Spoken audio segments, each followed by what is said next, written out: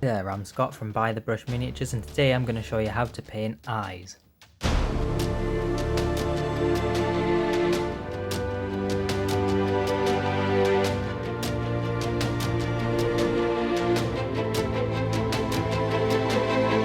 So in this video we're going to be using this Sister of Battle. So we're going to be focusing on human eyes, because obviously when you're doing things like this there'll be different various creatures or monsters that have different kinds of eyes to humans. This will obviously work for things like elves, dwarves, anything that has human sort of eyes. And obviously with this model, so we're going to be doing female eyes, which means they can be a little bit smaller, but it's pretty much the same technique. You've just got to adapt to sizes and stuff that you do, but it's more or less the same principle. So the paints you're going to need for this is just two of them. There's White Scar and Abaddon Black. So the first thing we're going to do is we're going to paint the white on the eye, and for that I'm actually going to be using this brush. It's the smallest brush in the Army Painter range and they call it the Psycho. That's only because of the size of this particular model's eyes. I would normally be using this Insane Detail brush from the Army Painter for eyes, but this is just what I'm going to opt for today. So what we're going to do is we're going to just make sure that there is plenty of water on the brush before we actually get any paint. Just with this size brush you can sort of overload it with water, and then I'm just going to dab it into a tissue a bit just to make sure that we're not just getting loads of diluted paint. I'm going to get out the White Scar onto the palette. Yeah, that should be just fine. Then we're just going to paint it right into the eye sockets.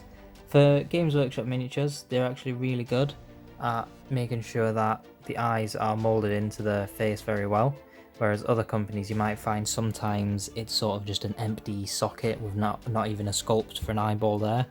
But if that's the case, then that kind of does just give you more free rein to paint the eyes however you want.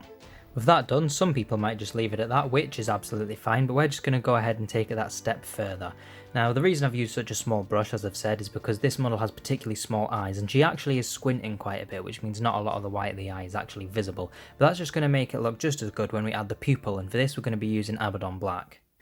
Now normally on a normal sized eye or non-squinting eye, I would normally switch to the Psycho for this one, but for this particular model, because I've already used that, it's going to be quite counterintuitive to use the same brush again for the pupil. I could and just be a bit more precise with it, but instead I'm actually going to not use a brush at all, and I'm going to use a tool that you might have seen on the channel before.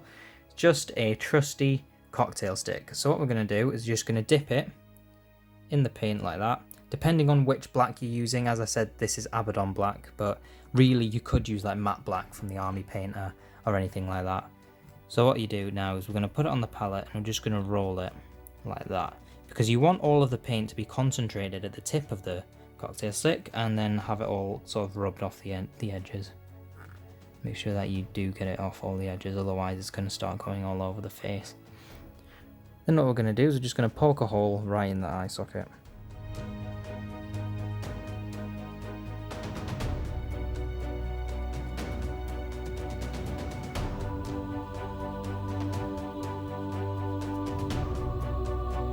Then as you can see now, we actually have some little pupils in the eyes.